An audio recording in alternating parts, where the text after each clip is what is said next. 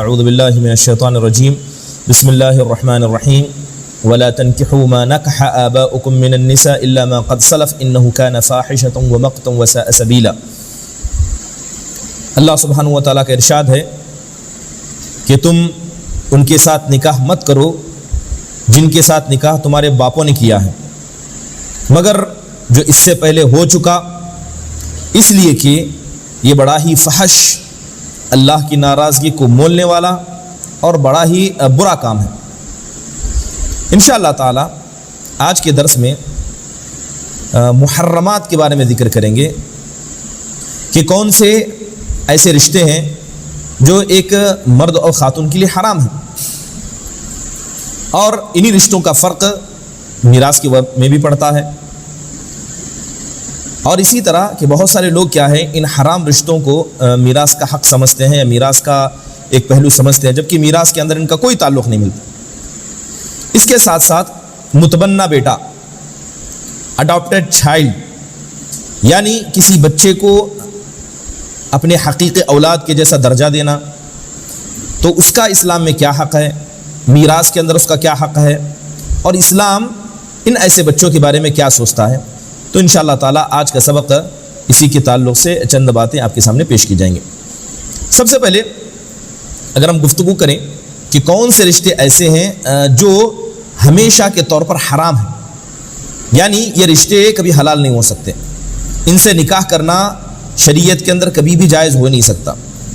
اب ہم بار بار یہ کیوں کہہ رہے ہیں کہ کبھی نہیں ہو سکتا؟ اس لیے کہ کچھ بہت سارے رشتے ایسے ہیں جو ایک وقت کے لیے حرام ہوتے ہیں، ایک ٹائم پیریڈ کے لیے حرام ہوتے ہیں، لیکن وقت گزر جائے، تھوڑی کنڈیشن یا حالت بدل جائے تو بس اوقات یہ رشتے حلال بھی ہو جاتے ہیں۔ چلیے، جہاں تک میں نے آیت کریمہ پڑھی، اس آیت کے اندر اللہ تبارک و تعالیٰ نے صاف طور پر فرمایا ہے کہ تم ایسی عورتوں کے ساتھ شادی مت کرو جن کے ساتھ نکاح تمہارے باپ نے رچایا ہے، یعنی گویا وہ ہماری مائیں ہیں۔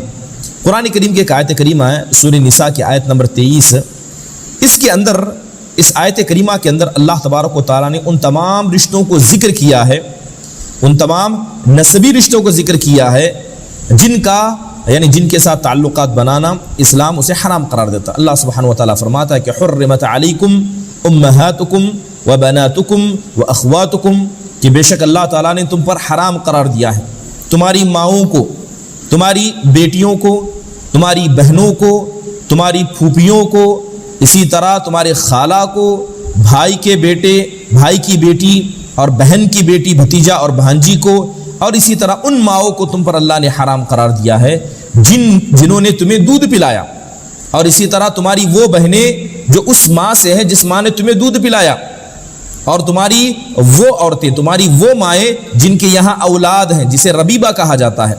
تو اللہ تبارک و تعالیٰ نے اس آیت کریمہ میں کچھ خواتین کا ذکر کیا جن سے نکاح ہمیشگی کے طور پر حرام ہے۔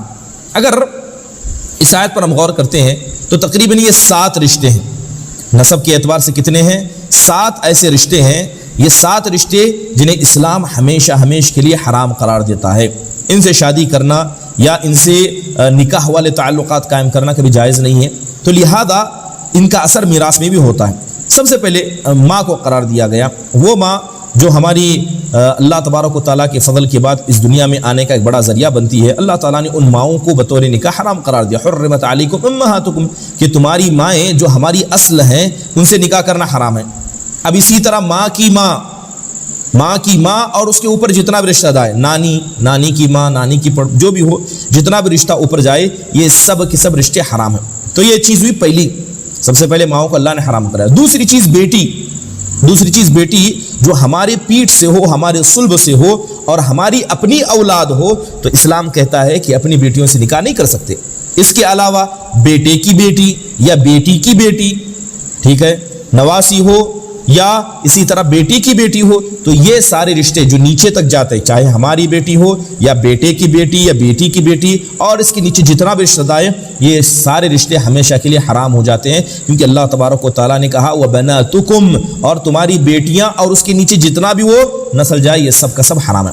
تیسری چیز جس رشتے کو اسلام حرام قرار دیتا ہے وہ بہن ہے، سگی بہن، تو لہذا سگی بہن سے نکاح کرنا حرام ہے۔ ٹھیک ہے. لیکن یہی سگی بہن اگر نہ ہو کہ باپ کی جانب سے یا ماں کی جانب سے آئے تب بھی یہ رشتہ حرام ہو جاتا ہے. باپ کی بہن یا ماں کی بہن، باپ کی بہن ہوگی پھوپھی، ماں کی بہن ہوگی خالہ، تو ان رشتوں کو بھی اسلام نے حرام قرار دیا.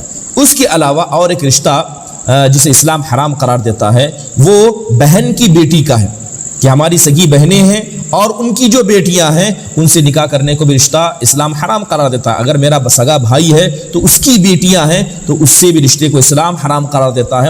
اس کے اعتبار سے نیچے تک جہاں تک وہ رشتے جائیں، ان کی بیٹی چاہے بہن کی ہو، چاہے بیٹے کی بیٹی ہو یا بیٹی کی بیٹی، سب رشتے حرام ہیں. اس کے علاوہ پانچواں رشتہ جسے اسلام حرام قرار دیتا ہے وہ ہے بھائی کی بیٹی اور بہن کی بیٹی، اور اسی طرح نیچے چلا جائے. پھر اس کے بعد چھٹا رشتہ یہ باپ کی بہن کا ہے.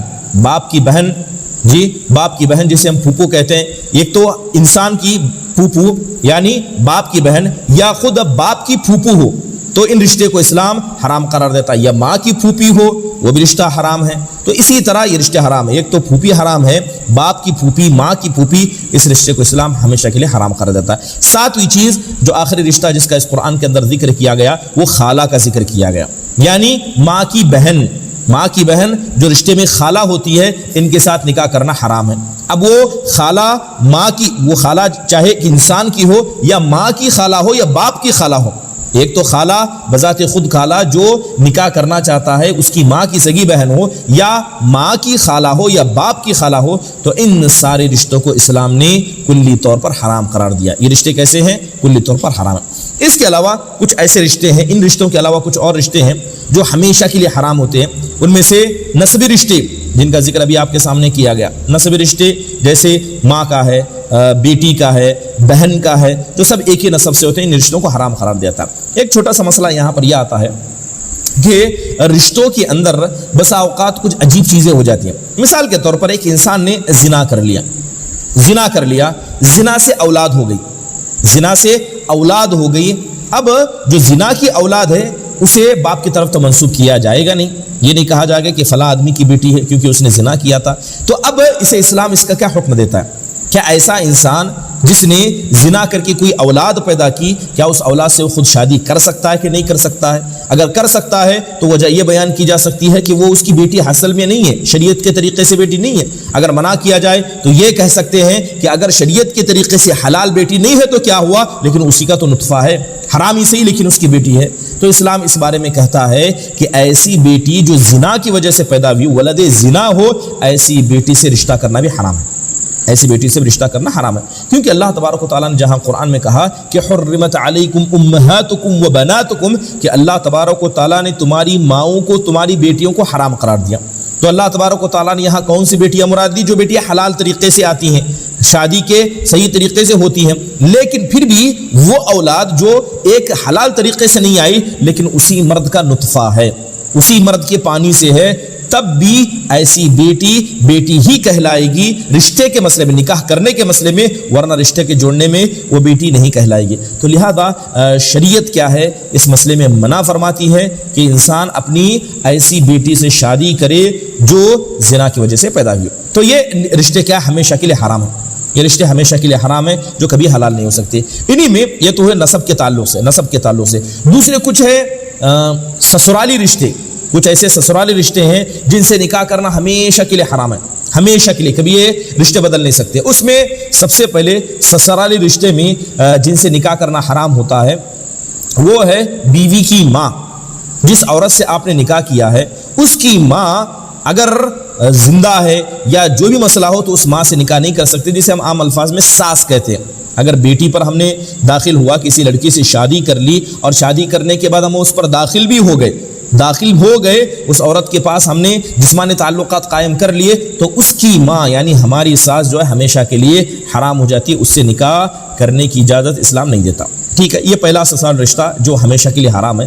دوسرا وہ بیٹیاں جو اس باپ سے نہیں ہیں جسے ربیبہ اسلام کہتا ہے. مثال کے طور پر ایک انسان نے کسی عورت سے شادی کر لی، اس عورت سے جب شادی کی تو اس کے بیٹیاں تھیں کسی اور شوہر سے، اس کی اولاد تھی لیکن کسی اور شوہر تھے، تو گویا جس آدمی نے ایک عورت سے شادی کی ہے جس کی پہلے ہی سے اولاد ہے، تو وہ بیٹی اس دوسرے آدمی کے لیے ربیبہ کہلاتی ہے، دوسرے آدمی کے لیے ربیبہ کہلاتی ہے۔ تو لہذا اسلام نے ربیبہ بیٹی کو بھی حرام قرار دیا، ربیبہ بیٹی کو بھی حرام قرار دیا، خاص کر جب اس کی ماں پر ایک مرد داخل ہو جائے، اس ماں کے ساتھ جسمانی تعلقات انسان قائم کر لے، ٹھیک ہے۔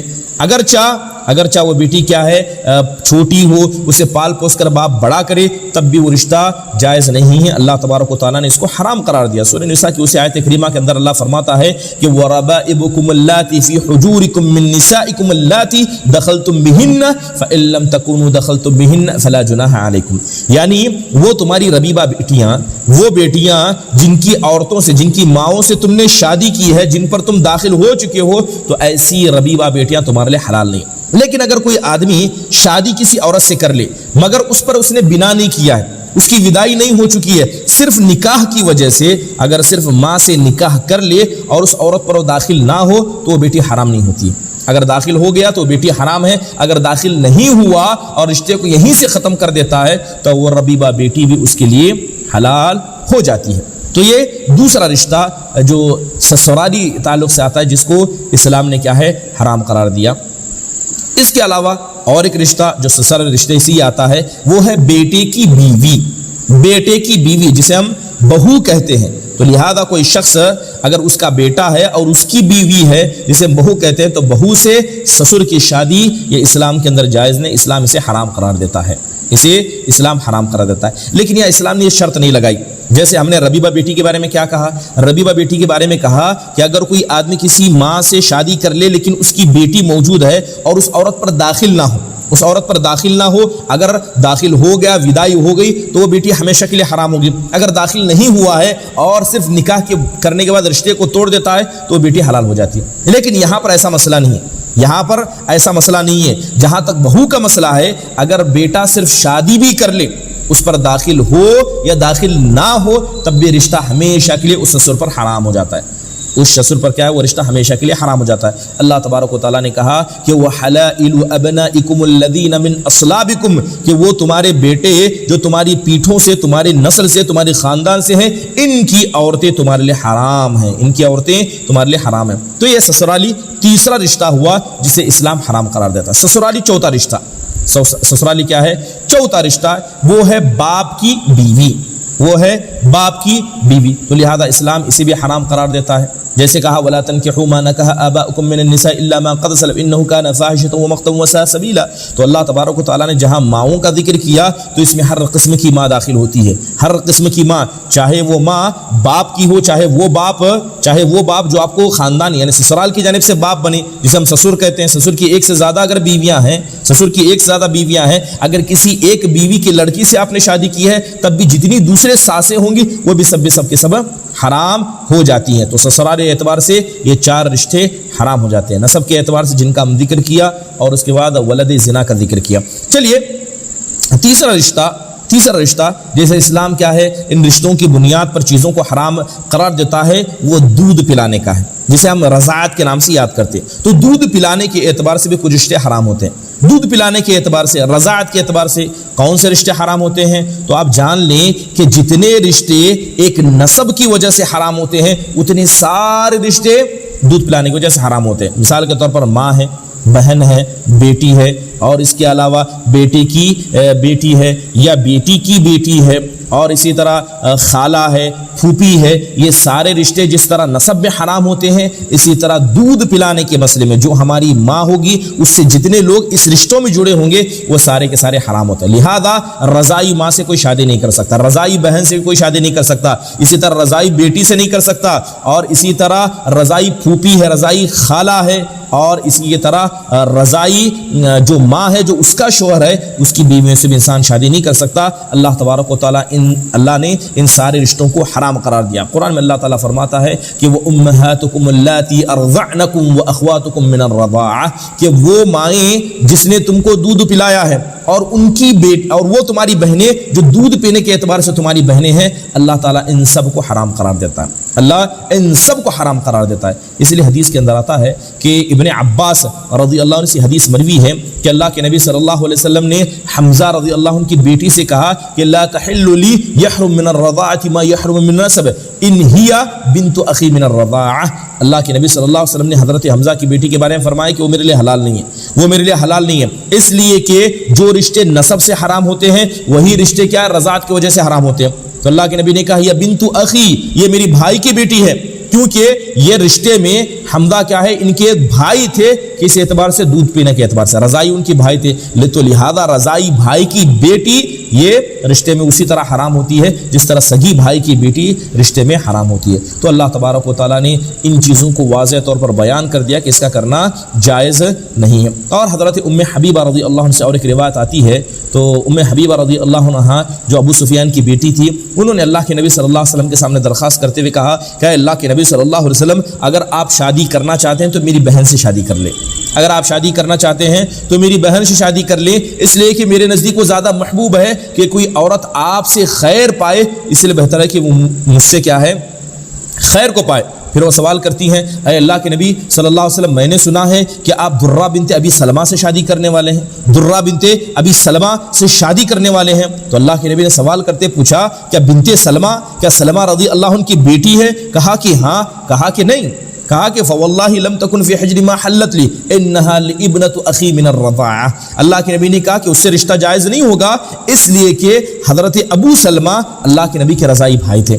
تو اللہ کے نبی نے فرمایا کہ وہ تو میرے رضائی بھائی کی بیٹی ہے، تو وہ میرے لیے رشتے کیسا ہو سکتی ہے؟ کیونکہ ایک عورت تھی جن کو ثویبۃ الاسلمیہ رضی اللہ عنہ کہا جاتا تھا، یہ ثویبۃ الاسلمیہ رضی اللہ عنہا نے اللہ کے نبی کو بھی دودھ پلایا تھا اور حضرت ابو سلمہ کو بھی دودھ پلایا تھا۔ تو لہذا اس رضاعت کے اعتبار سے ابو سلمہ آپ کے رضائی بھائی ہوئے اور ان کی بیٹی آپ صلی اللہ علیہ وسلم کے رضائی بھائی کی بیٹی ہوئی۔ تو اللہ کے نبی صلی اللہ علیہ وسلم نے منع فرماتے ہوئے کہا کہ فلا تعرضن علی بناتکم ولا اخواتکم۔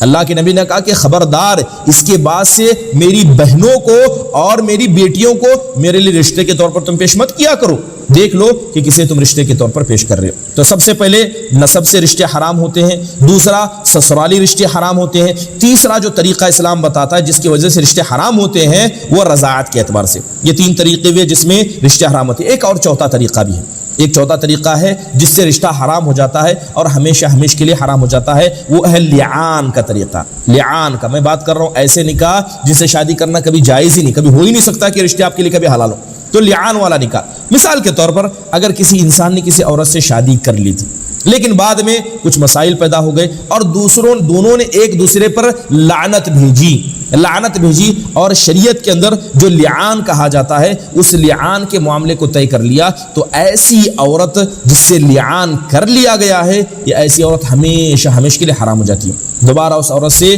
شادی کرنا ممکن نہیں جو کبھی بیوی تھی لیکن لعان کی وجہ سے وہ ہمیشہ کے لیے حرام ہو جاتی ہے، جب تک رہتی دنیا رہے اس انسان کے لیے بالکل جائز نہیں ہے کہ وہ اپنی اس بیوی سے شادی کرے جو بیوی کیا ہے اس نے اسے لعان کے طور پر چھوڑ دیا ہے۔ ٹھیک ہے، لعان کا بڑا مسئلہ واضح ہے۔ مثال کے طور پر اگر شوہر نے اپنی بیوی پر الزام لگا دیا اور بیوی کیا انکار کرتی ہے کہ یہ الزام جھوٹا ہے، تو لہذا دونوں میں قسمیں کھلائی جاتی ہیں اور قسمیں کھلانے کے بعد ایک دوسرے پر لعنت بھیجتا ہے تو دوسری کیا ہے اللہ کا غضب بھیجتی ہے، تو لہذا اس طریقے سے نکاح کو ہمیشہ کے لیے ختم کیا جاتا ہے۔ اسے شریعت نے لعان کا نام دیا اور لہذا جس رشتے کے اندر لعان ہوا اور لعان کی وجہ سے شوہر بیوی جدا ہو گئے تو کوئی طریقہ ہی نہیں ہے کہ وہ عورت دوبارہ اسی انسان کی بیوی بن سکے، اسے اسلام نے ہمیشہ ہمیشہ کے لیے حرام قرار دیا۔ تو اب تک ہم گفتگو کر رہے تھے ان رشتوں کی جو ہمیشہ ہمیشہ کے لیے حرام ہے، جن سے شادی ہو ہی نہیں سکتی، اور چار طریقے میں نے بتائے۔ ایک تو نسب کے طریقے سے رشتہ ہمیشہ کے لیے حرام ہو جاتا ہے، دوسرا سسرالی خاندان کی وجہ سے ہمیشہ رشتہ حرام ہو جاتا ہے، تیسرا رضاعت کی وجہ سے ہمیشہ رشتہ حرام ہو جاتا ہے، اور چوتھا لعان کی وجہ سے ہمیشہ کے لیے وہ رشتہ حرام ہو جاتا ہے، دوبارہ کوئی نہیں۔ اب گفتگو کرتے ہیں ان رشتوں کی جو ایک ٹائم پیریڈ کے لیے حرام ہوتے ہیں، ایک وقت کے لیے حرام ہوتے ہیں۔ اگر وہ وقت چلا جائے یا مسئلہ تھوڑا بدل جائے تو جو حرام رشتے ہیں وہ حلال بھی ہو سکتے ہیں۔ تو ایک وقت کے لیے کچھ رشتے حرام ہیں لیکن اگر وہ وقت چلا جائے یا اس رشتے میں حالت بدل جائے تو ایسے رشتے حلال ہو جاتے ہیں۔ ایسے رشتے کیا ہے؟ تقریباً 8 ہیں۔ ایسے رشتے کتنے ہیں؟ 8 ہیں۔ میں معذرت کے ساتھ تمام طلباء و طالبات سے درخواست کروں گا کہ ان چیزوں کو لکھ لیں، ان چیزوں کو آپ لکھ لیں، نوٹ کر لیں، کیونکہ آپ سب جانتے ہیں کہ اس کے بعد امتحان بھی ہونا ہے. ٹھیک ہے، چلیے گفتگو کریں کہ وہ رشتے جو ایک ٹائم پیریڈ کے لیے حرام ہوتے ہیں، ان میں سب سے پہلا رشتہ جو آتا ہے وہ کسی غیر کی بیوی. اگر کوئی عورت کسی شوہر کے ساتھ رشتے میں ہے، کسی اور مرد کے ساتھ ازدواجی زندگی میں رشتے میں ہے، تو کبھی کسی مرد کے لیے اس عورت سے شادی کرنا جائز نہیں، الا کہ پہلا والا شوہر اسے طلاق دے دے. تو لہذا بات واضح ہے کہ کوئی آدمی کسی دوسری کی بیوی سے شادی نہیں کر سکتا. ایسا نہیں ہو سکتا کہ ایک عورت ایک وقت میں دو شوہروں کی ماتحت ہو. ٹھیک ہے، اسے اسلام حرام قرار دیتا ہے. تو لہذا جب تک وہ عورت کسی اور کے رشتے میں رہے گی تب تک وہ رشتہ حرام ہے. لیکن اگر وہ اس سے جدا ہو جاتی ہے تو یہ سب ٹائم پیریڈ کی بات ہے. اگر وہ پہلے شوہر کو چھوڑ دیتی ہے، ان کے بیچ میں طلاق ہو جاتا ہے یا اس کا شوہر کا انتقال ہو جاتا ہے، کسی بھی وجہ سے اگر وہ جدا ہو جاتے ہیں تو اس عورت سے شادی کرنا جائز ہے. اللہ تبارک و تعالیٰ قرآن میں کہتا ہے کہ والمحصنات من النساء الا ما ملکت ایمانکم. اللہ تبارک و تعالیٰ کہتا ہے کہ وہ پاک دامن عورتیں جس پر تم یعنی ملکیت رکھتے ہو. ایک دوسرے کا اللہ نے فرمایا حرمت علیکم امہاتکم و بناتکم و اخواتکم و عماتکم. تو اگر اس آیت پر آپ غور کریں تو اللہ تبارک و تعالیٰ نے لفظ محصنات کا ذکر کیا. محصنات کا مطلب ہوتا ہے پاک دامن عورتیں. پاک دامن ایسی عورتیں جو شادی شدہ ہیں، جو کسی کی بیویاں ہیں. تو لہذا جو کسی کی بیوی ہے، پاک دامن ہے، تو ایسے دوسروں کے رشتے میں رہنے والی بیوی سے شادی کرنا جائز نہیں، الا کہ وہ طلاق دے کر چھوڑ دے. لہذا اگر کوئی آدمی ایسا کام کرتا ہے، کسی ایسی عورت سے شادی کرتا ہے جو عورت پہلے ہی سے کسی کے ازدواجی زندگی میں ہے، تو ایسا نکاح حرام ہے، اسے اسلام کبھی بھی قبول نہیں کرتا ہے. بڑا افسوس ہوتا ہے جب ہمارے معاشرے کے اندر کچھ ایسے رشتے دیکھے جاتے ہیں، کچھ ایسے رشتے دیکھے جاتے ہیں جن کے اندر ہوتا یہ ہے کہ بیوی کسی کی ہوتی ہے، ابھی طلاق مکمل نہیں ہوا ہوتا ہے، لیکن فوراً دوسرے لوگ اس سے شادی کر لیتے ہیں. یاد رکھیں ایسے رشتے حرام ہیں اور اسلام کے اندر ایسے رشتوں کی کوئی اہمیت نہیں، بلکہ اسلام اسے ہمیشہ کے لیے حرام قرار دیتا ہے. دوسری چیز، دوسرا رشتہ جو ایک ٹائم پیریڈ کے لیے حرام ہے، اس میں عدت یا طلاق شدہ عورت.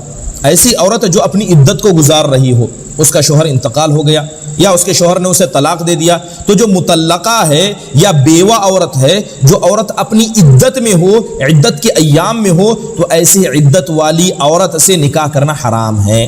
اسلام اسے جائز نہیں قرار دیتا ہے. تو لہذا کب تک نکاح کرنا جائز نہیں ہے؟ جب تک وہ اپنی عدت کو ختم نہ کر لے.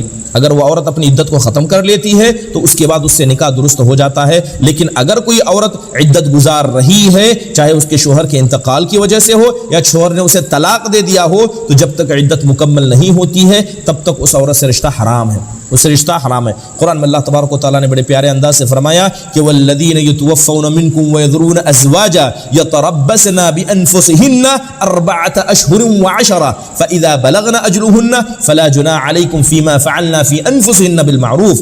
اللہ فرماتا ہے کہ وہ لوگ جو اپنی بیویوں کو چھوڑ دیتے ہیں، جن سے ان کے شوہر انتقال کر جاتے ہیں، جن کی بیویاں دنیا میں رہ جاتی ہیں، ایسی عورتوں کو اللہ حکم دیتا ہے کہ وہ کتنے 4 مہینے 10 دن تک انتظار کریں گی، 4 مہینے 10 دن تک اپنی عدت کو گزاریں گی. لہذا جب وہ عورتیں اپنی عدت کو گزار لیں تو اس کے بعد کوئی حرج کی بات نہیں ہے کہ وہ اپنے نفس کے لیے خیر سوچیں، اپنے لیے دوسرا بھلائی کا معاملہ سوچیں. تو لہذا اس میں اللہ تبارک و تعالیٰ نے صاف فرمایا کہ جو عورتیں عدت کی حالت میں ہوتی ہیں، ایسی عورتیں دوسروں کے لیے شادی کے لیے حلال نہیں ہے. دوسرے کا اللہ قرآن میں فرماتا ہے کہ وَلَا تَعْزِمُوا عُقْدَةَ النِّكَاحِ حَتَّى يَبْلُغَ الْكِتَابَ أَجْلَهُ، کہ تم کسی یعنی نکاح کے اندر جو نکاح کی باؤنڈری میں جو ابھی موجود ہیں، ٹھیک ہے، نکاح کے شروط میں جو باؤنڈری بھی کے اندر موجود ہیں، جب تک ان کا معاملہ مکمل طور پر ختم نہ ہو جائے ایسے عورتوں سے تم شادی نہ کرو. تو لہذا یہاں پر جو حتی یبلغ الکتاب اجلا کہا گیا، اس سے مراد عدت علماء نے بیان کی ہے. تو لہذا اس کی عورت کی اگر عدت مکمل ہو جاتی ہے تو اس عدت کے بعد وہ شادی کر سکتا ہے. تو یہ ہوا دوسرا رشتہ. یہ کیسا ہوا؟ دوسرا رشتہ جو ایک ٹائم پیریڈ کے لیے حرام ہوتا. پہلا کسی دوسری کی بیوی سے جو ابھی اس کے ازدواجی زندگی میں ہے شادی کرنا حرام ہے. دوسرا کیا ہے؟ ایسی عورت سے شادی کرنا حرام ہے جو عدت کے اندر، چاہے طلاق کی وجہ سے ہو، وفات کی وجہ سے. تیسرا رشتہ جس کا جو ایک ٹائم پیریڈ کے لیے حرام ہے، وہ ایک وقت میں 4 سے زیادہ بیویوں کو اکٹھا کرنا. ایک ٹائم میں 4 سے زیادہ بیویوں کو اکٹھا کرنا. تو لہذا اگر کوئی آدمی اس کے پاس 4 بیویاں ہیں تو وہ 5ویں بیوی نہیں رکھ سکتا. پانچویں بیوی نہیں رکھ سکتا. اگر وہ پانچویں عورت سے شادی کرنا چاہتا ہے تو ضروری یہ ہے کہ اپنی جو چار پہلے سے بیویاں ان میں سے کسی ایک کو طلاق دے.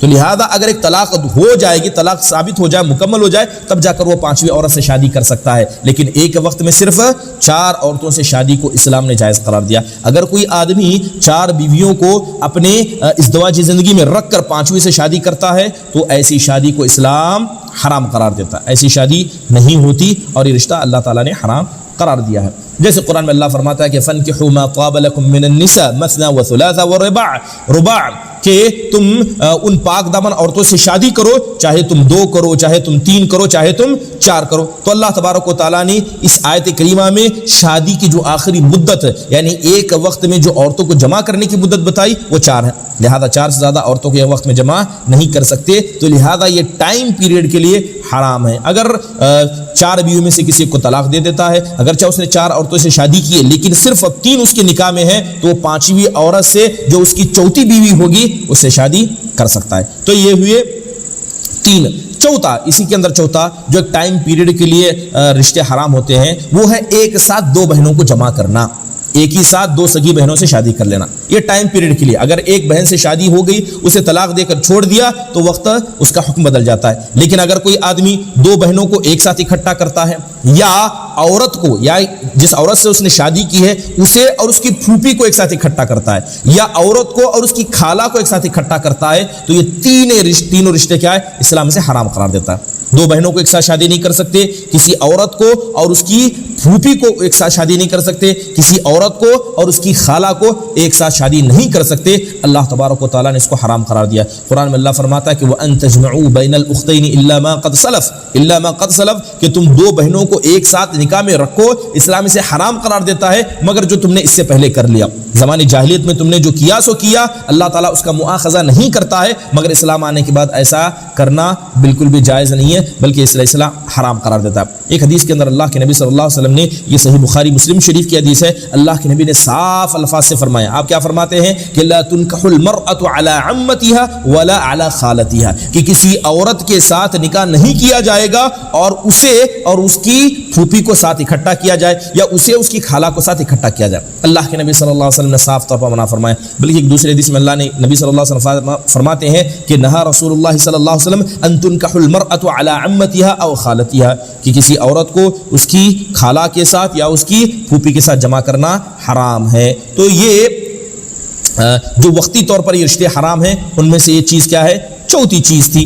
ٹھیک ہے, اب اور غور کریں, یہ 5ویں چیز اگر ذکر کریں تو ایسی عورت سے نکاح کرنا جائز نہیں ہے اور ایک ٹائم پیریڈ کے لیے جسے کسی آدمی نے 3 طلاق دے کر طلاق دے دیا ہو ایک وقت میں, یعنی 3 طلاق اس نے دی, شرعی طلاق جسے اسلام طلاق کہتا ہے کہ ایک طلاق دیا, پھر 1 مہینے کا انتظار کیا, پھر دوسری طلاق دیا, پھر 1 مہینے کا انتظار کیا, پھر تیسری طلاق دیا. جب عورت حیض سے پاک ہو گئی تو وہ کیا ہو گئی, ایسی مطلقہ ہو گئی جو ہمیشہ کے لیے حرام ہو گئی. لیکن کب ایک ٹائم پیریڈ کے لیے, کون سے ٹائم پیریڈ کے لیے کہ اگر کسی انسان نے اپنی بیوی کو 3 طلاق دے کے طلاق دے دیا تو اسلام کہتا ہے کہ وہ عورت پہلے دوسری کسی مرد سے شادی کرے گی, اپنی رضامندی سے کرے گی, اور اس کے بعد اپنی رضامندی سے ان کے بیچ میں یعنی اختلافات کی وجہ سے ان دونوں کے بیچ میں اگر طلاق ہو جاتا ہے تو اس کے بعد اس انسان کے لیے جو پہلا شوہر تھا جس نے پہلی بار اسے طلاق دیا تھا تو دوبارہ اسے شادی کر سکتا ہے. اس کی اجازت شریعت دیتی ہے, لیکن ٹائم پیریڈ کی بات ہے. تو یہ رشتے کتنے ہوئے, تقریباً 5 رشتے ہوئے. 6واں رشتہ جو حرام ہو جاتا ہے جو ٹائم پیریڈ کے لیے ہے کہ کسی انسان کے لیے جائز نہیں ہے کہ وہ کسی ایسی خاتون سے شادی کرے جس نے حج اور عمرہ کے لیے احرام باندھ لیا ہو, حج اور عمرہ کے لیے احرام باندھ لیا ہو. مثال کے طور پر کوئی عورت عمرہ کی نیت سے چلی گئی اور اس نے احرام باندھ لیا ہے, تو ایسی محرمہ عورت پر جس نے حج اور بیت اللہ کے لیے احرام کی نیت سے گھر سے نکل چکی ہے یا احرام کی حالت میں ہے, تو احرام کی حالت میں چاہے حج کے لیے کہ یا عمرہ کرے تو ایسی عورت سے شادی کرنے کو اسلام حرام قرار دیتا ہے. اور اس پر تمام ائمہ کا اتفاق ہے, تمام ائمہ کا اس پر اتفاق ہے. بلکہ بہت سارے اس پر کیا ہے ثبوت بھی ملتی ہے. حضرت عثمان بن عفان رضی اللہ عنہ سے ایک قول آتا ہے, امام مسلم رحمہ اللہ نے اپنی کتاب کے اندر اس کو نقل کیا ہے کہ آپ فرمایا کرتے تھے کہ لا ينكح المحرم ولا ينكح، کہ کسی محرم عورت سے نہ نکاح کیا جا سکتا ہے نہ اس کا نکاح کروایا جا سکتا ہے، کہ جس عورت نے عمرہ اور حج کی نیت سے کیا ہے احرام باندھ لیا ہے، نہ اس سے کوئی نکاح کر سکتا ہے، اور نہ کوئی آدمی، نہ کوئی باپ یا کوئی ذمہ دار ایسی بیٹی کا نکاح کسی غیر سے کروا سکتا ہے جس نے احرام باندھ لیا، بلکہ اسلام نے خطبہ دینے سے، پیغام پہنچانے کو بھی منع فرما دیا کہ پیغام بھی نہیں دے سکتے۔ جس عورت نے احرام باندھا ہے، عمرے یا حج کی نیت سے احرام باندھ لیا ہے، تو نہ اسے نکاح کا پیغام دیا جا سکتا ہے اور نہ ہی ان سے نکاح کو بنایا جا سکتا ہے، جہاں تک کہ وہ اپنے احرام سے پاک ہو جائے، یہاں تک کہ وہ عورت کیا ہے حج عمرہ کو ادا کر لے۔ تو یہ چیزیں ہوئی تقریباً چھ چیزیں ہوئی جو ایک ٹائم پیریڈ کے لیے حرام ہوتی ہیں۔ چلیے اس کے بعد گفتگو کرتے ہیں ایک اہم موضوع پر جو اسی میں 7واں حصہ آتا ہے کہ ایسی عورت سے شادی کرنا ایک ٹائم پیریڈ کے لیے حرام ہے جس عورت سے انسان نے زنا کیا ہو، جس عورت سے انسان نے زنا کیا ہو، یا ایسی عورت جو زانیہ ہے۔ اب دو طرح کی بات ہے، یا تو انسان نے خود اس کے ساتھ زنا کیا ہو شادی سے پہلے تو ایسی عورت سے شادی کرنا حرام ہے، یا کسی عورت کے بارے میں پتہ چل جائے کہ اس نے کسی اور کے ساتھ زنا کیا ہے تو ایسی عورت سے ایک ٹائم پیریڈ کے لیے شادی کرنا حرام ہے۔ اب وہ ٹائم پیریڈ کیا ہے؟ اسلام کہتا ہے کہ اگر کوئی آدمی کسی ایسی عورت سے شادی کرنے کا ارادہ کرتا ہے جس کے بارے میں کنفرم ہو گیا ہو کہ اس نے زنا کیا ہے، اس سے پہلے اس سے زنا صادر ہوا ہے، ٹھیک ہے، یا خود انسان نے یعنی خود اس نے اس عورت کے ساتھ زنا کیا ہے شادی سے پہلے، اب اس کے بعد دوبارہ اس سے شادی کرنا چاہتا ہے، تو دو چیزوں کو شریعت کیا دو چیزوں کی شرط لگاتی ہے، اور یہی شرط کیا ہے؟ ٹائم پیریڈ ہے۔ اگر اس ٹائم پیریڈ کو کوئی عورت مکمل کرے گی تب جا کر کیا ہے وہ نکاح مکمل ہوگا، ورنہ یہ نکاح جائز نہیں ہوگا۔ سب سے بڑی چیز کیا ہے کہ جس سے وہ شادی کرنا چاہتا ہے اگر وہ زانیہ ہے، اس کا زنا ثابت ہو جاتا ہے تو ایسے عورت کے لیے توبہ شرط ہے، توبہ ضروری ہے۔ بغیر توبہ کے اگر کوئی ایسی عورت سے شادی کر لیتا ہے جس نے کسی سے زنا کیا ہو یا اسی انسان کے ساتھ زنا کیا ہو تو ایسے رشتے کو اسلام حرام قرار دیتا ہے جب تک کہ وہ عورت توبہ نہ کر لے اور صحیح توبہ نہ کر لے۔ قرآن کریم جب ہم پڑھتے ہیں تو سورہ نور کے اندر اللہ تبارک و تعالیٰ فرماتا ہے کہ وَالزَّانِيَةُ لَا يَنْكِحُهَا إِلَّا زَانٍ أَوْ مُشْرِكٍ وَحُرِّمَ ذَلِكَ عَلَى الْمُؤْمِنِينَ، کہ ایک زانیہ عورت کیا ہے صرف ایک زانی مرد سے ہی شادی کر سکتی ہے یا کسی مشرک سے شادی کر سکتی ہے، مگر اللہ تبارک و تعالیٰ نے زانیہ عورتوں کو اور مشرک جو غیر مسلم عورتیں ہیں ایسوں کو مومنوں پر حرام قرار دیا، ایسوں کو اللہ تبارک و تعالیٰ نے مومنوں پر حرام قرار دیا۔ تو اس آیت کو پڑھیں تو صاف طور پر کیا پتہ چلتا ہے کہ اگر کوئی ایسی عورت ہے جس کے بارے میں پتہ چل جائے کہ اس نے زنا کیا ہے تو ایسی عورت سے شادی حرام ہے جب تک کہ وہ توبہ نہ کر لے، یا خود اگر کسی انسان نے ایسی عورت سے شادی سے پہلے زنا کیا ہے دوبارہ شادی کے بعد اس سے یعنی زنا کے بعد دوبارہ اس سے شادی کرنا چاہتا ہے، جیسے کہ معاذ اللہ آج کا ہمارا معاشرہ دیکھا جاتا ہے تو بڑا افسوس ہوتا ہے، کلیجہ منہ کو آتا ہے کہ یہ جو رشتے ناجائز رشتے چاہے کالجوں کے اندر ہو یا ہماری مسلم سوسائٹی کے اندر ہو کہ شادی سے پہلے رشتے بن جاتے ہیں، شادی سے پہلے بوائے فرینڈ گرل فرینڈ کی شکل میں رشتے حرام رشتوں کو بنا لیتے ہیں اور بہت سارے کیا ہے حدود جو اللہ نے باندھے ان سارے حدود کو پلانگ دیتے ہیں، زنا ہو جاتا ہے، جسمانی تعلقات شادی سے پہلے قائم ہو جاتے ہیں اور بعد میں بڑے فخر سے ایسی ہی لڑکیوں سے یا ایسی ہی لڑکوں سے لوگ شادی کر لیتے ہیں۔ یاد رکھیں اگر انہوں نے زنا کرنے کے بعد اللہ سے توبہ نہیں کی ہے، بغیر توبہ کیے ہوئے اسی عورت سے دوبارہ چاہے اس کے ساتھ کسی اور نے زنا کیا ہو یا اس نے خود زنا کیا ہو تو یہ شادی نہیں ہوتی ہے الا کہ وہ عورت توبہ نصوح کرے، خالص توبہ کرے۔ تو توبہ کیا ہے؟ ضروری شرط ہے۔ آیت جو میں نے پڑھی اس آیت کے اندر دیکھیے اللہ تبارک و تعالیٰ نے صاف طور پر حرام قرار دیا کسی مومن کے لیے کسی زانیہ سے شادی کرے، کس زانیہ سے شادی کرے۔ اب مثال کے طور پر مان لیجئے کہ اگر کسی نے کسی ایسے عورت سے شادی کر لی جس کے ساتھ کسی نے زنا کیا ہے یا اس نے خود شادی سے پہلے زنا کیا ہے، تو اب ہوگا کیا رشتہ صرف حرام ہوگا یا اس کا گناہ میں ملے گا؟ اگر اس قرآن کی آیت کو ہم پڑھتے ہیں تو سب سے پہلی بات یہ ہوتی ہے کہ قرآن میں اللہ تبارک و تعالیٰ نے صاف فرما دیا ہے کہ اگر کسی نے زانیہ عورت سے شادی کی تو اللہ کے نزدیک وہ بھی زانی شمار ہوگا، اللہ کے نزدیک کیا ہے وہ بھی زانی شمار ہوگا۔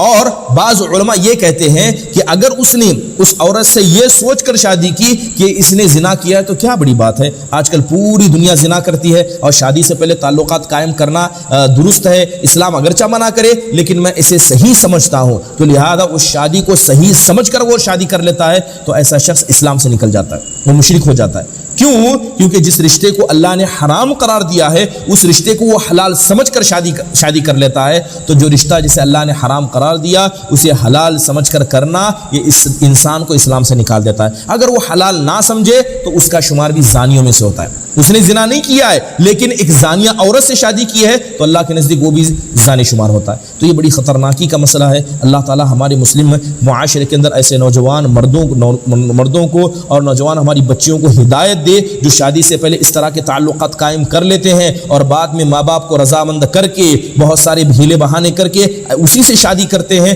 جس کے ساتھ انہوں نے ایسے جسمانی تعلقات قائم کیے ہیں. انہیں یہ نہیں پتا کہ توبہ کرنا واجب و ضروری ہے. اگر توبہ کیے بغیر کوئی شادی کر لیتا ہے تو ایسی شادی کو اسلام حرام قرار دیتا ہے. یہ شادی نہیں ہوتی, ایسی نکاح نہیں ہوتے. برادر اسلام, قرآن جگہ میں ایک دوسری جگہ اللہ تعالیٰ فرماتا ہے کہ فَانْكِحُوهُنَّ بِإِذْنِ أَهْلِهِنَّ وَآتُوهُنَّ أُجُورُهُنَّ بِالْمَعْرُوفِ مُحْصَنَاتٍ غَيْرَ مُصَافِحَاتٍ وَلَا مُتَّخِذَاتِ أَخْدَانٍ. یہ سورہ نساء کی آیت کریمہ, اس میں اللہ تبارک و تعالیٰ نے صاف فرمایا کہ محسنات غیر مصافحات, کہ ایسی عورتوں سے تم شادی کرو, ایسی عورتوں سے تم شادی کرو جو پاک دامن ہے, جو زانیہ نہیں, جو رشتے کے اعتبار سے اپنی عفت و پاک دامنی کے اعتبار سے پاک ہیں, ایسی عورتوں سے شادی کرو. تو لہذا اگر کوئی آدمی ایسی عورتوں سے شادی نہیں کرتا جو پاک دامن نہیں ہے بلکہ زانیہ ہے, تو ایسی نکاح کا حکم اللہ تبارک و تعالیٰ نے نہیں دیا ہے. ایسی نکاح کا حکم اللہ تبارک و تعالیٰ نہیں دیا, بلکہ اللہ تعالیٰ نے اس زنا کے جرم کو بڑا خطرناک ثابت کیا ہے. قرآن کریم کی آیت کریمہ تقریباً سورہ فرقان کی آیت کریمہ ہے, اللہ فرماتا ہے کہ والذین لا يدعون مع اللہ الہا آخر ولا يقتلون النفس التي حرم اللہ الا بالحق ولا يزنون ومن يفعل ذلك يلقى أثاما يضاعف له العذاب يوم القيامة ويخلد فيه مهانا إلا من تاب وآمن وعمل صالحا فأولئك يبدل الله سيئاتهم حسنات وكان الله غفورا رحيما.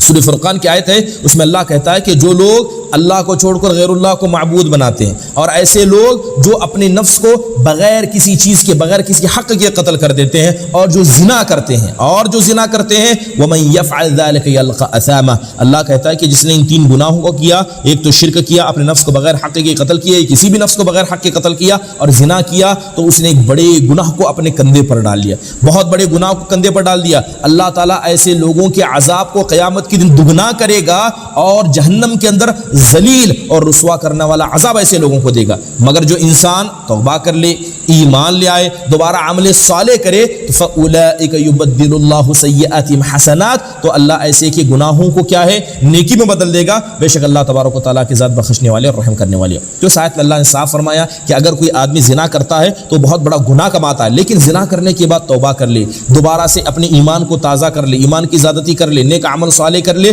تو ایسے لوگوں کے زنا کا گناہ کو اللہ تعالیٰ نیکیوں میں بدل دیتا ہے. تو لہذا یہ جو زنا کا اثر ہے توبہ کی وجہ سے ختم ہو جاتا ہے. اس لیے اللہ کے نبی صلی اللہ علیہ وسلم نے اور قرآن میں اللہ نے صاف فرمایا کہ زانیہ عورتوں سے ایک زانی مرد ہی شادی کرے گا, یا ایک مشرک جو ہے زانیہ عورتوں سے شادی کرے گا. ایک مومن کبھی نہ کسی زانیہ عورت سے شادی کر سکتا ہے, نہ کسی مشرک عورت سے کر سکتا ہے. بلکہ اگر آپ دیکھیں کہ سلف صالح میں کچھ ایسی ہمیں مثالیں ملتی ہیں, یہاں تک کہ یہ چیزیں اتنی خطرناک ہیں. ایک حدیث کے اندر آتا ہے, اللہ کے نبی صلی اللہ علیہ وسلم فرماتے ہیں کہ الزانی المجلود لا ينکح الا بمثلہ.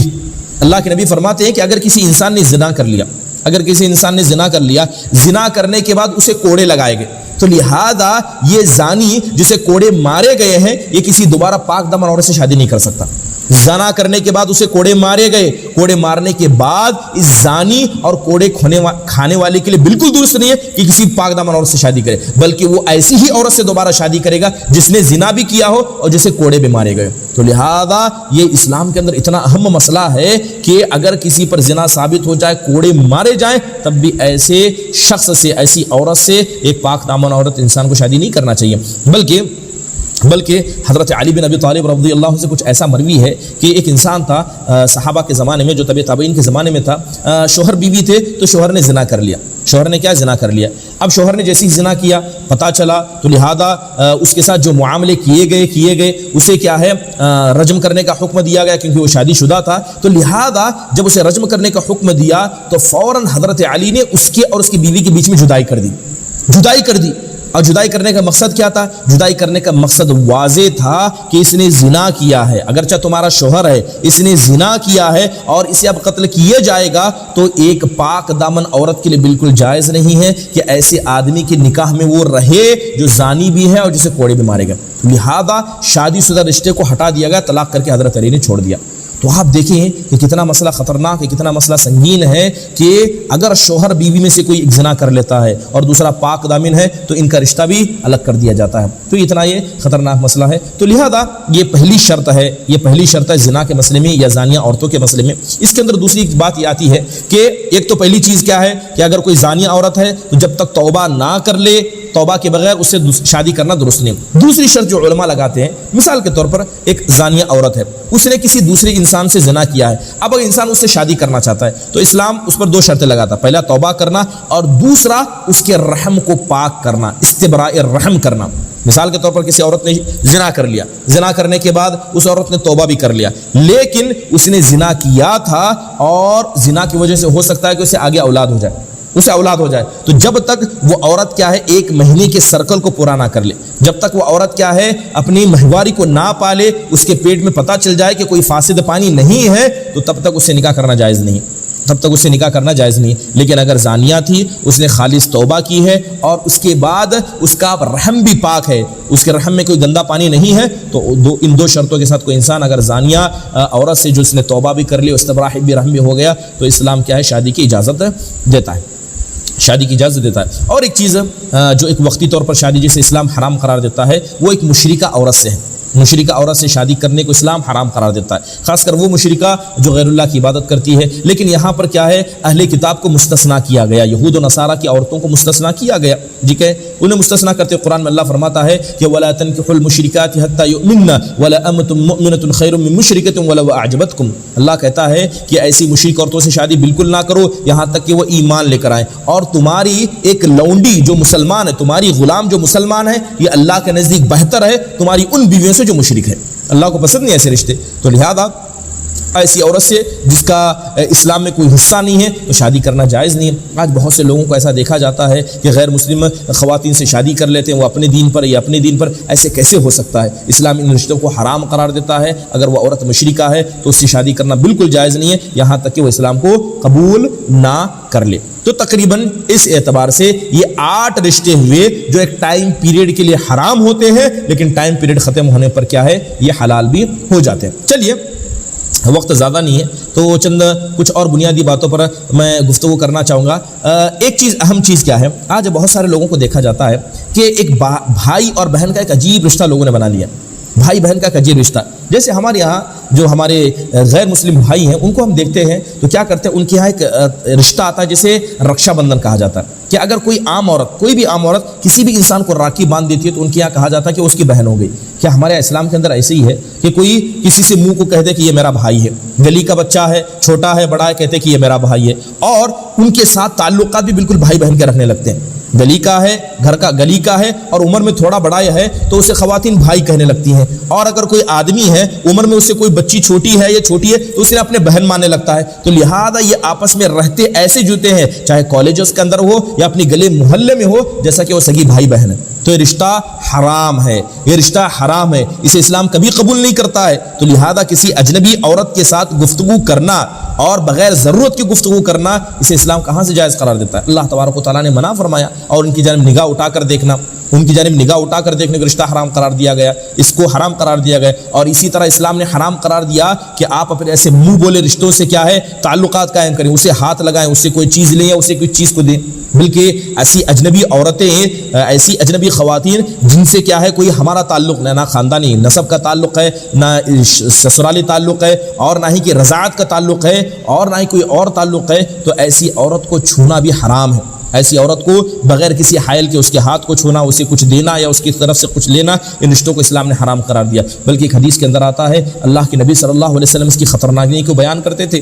خطرناکی کو کیا بیان کرتے؟ اللہ کے نبی صلی اللہ علیہ وسلم فرمایا کرتے کہ کوئی آدمی ایک میخ لے کر میرے سر میں مار دے، میخ لے کر میرے سر میں مارے یہاں تک کہ میخ گھس جائے، یہ مجھے پسند ہے، یہ مجھے منظور ہے اس بات سے کہ میں کسی ایسی عورت کو ہاتھ بھی لگاؤں جس عورت سے میرا کوئی رشتہ نہیں، جو عورت حرام ہے، جس عورت کو چھونا بھی حرام ہے.